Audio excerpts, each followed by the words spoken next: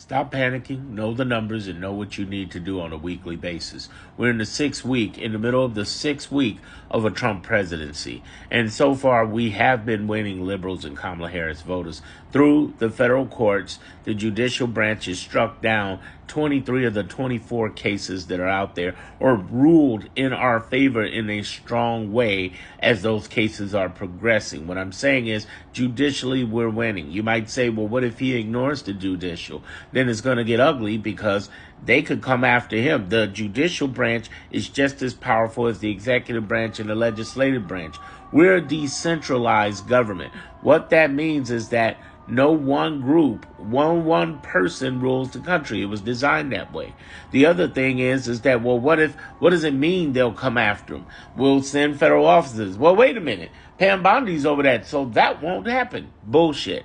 It will happen. Here's why. Because if she tries to stop it, she's in contempt of court too, and they could come after her. But what if they get fired if they do that? If they go after Trump, if they go after Bondi, if they go after anybody, they're going to get fired. But then they'll get rehired by the judges, because, boom, the judges decide on who gets fired and who doesn't in interpretation of the law. Don't believe me? Look at how they rehired the FBI, the CIA, the Inspector General. They're getting their jobs back. Watchdogs, there's a watchdog. The first constitutional argument by Trump is over his ability to fire a watchdog guy.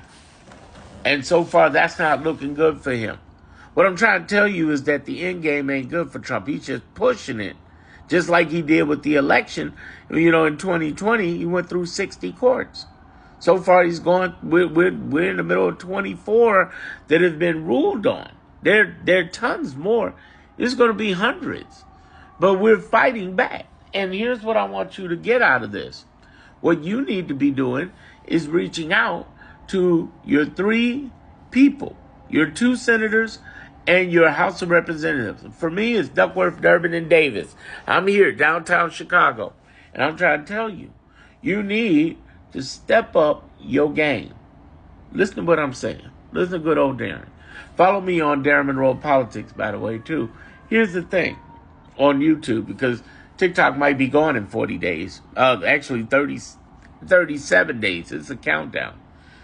What I'm trying to get you to understand is the math, so that the math will math with you. That the real game, the real numbers, the real deal on saving your benefits and everything else is you to reach out and pour pressure. We are the numbers. The many outweigh the money. And it's working. But we got to continue to work it.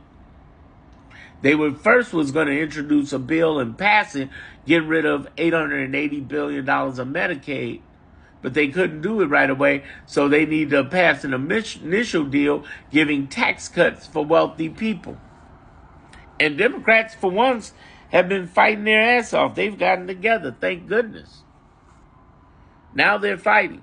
But now we need to be on their ass, and we need to be on the Republicans' ass.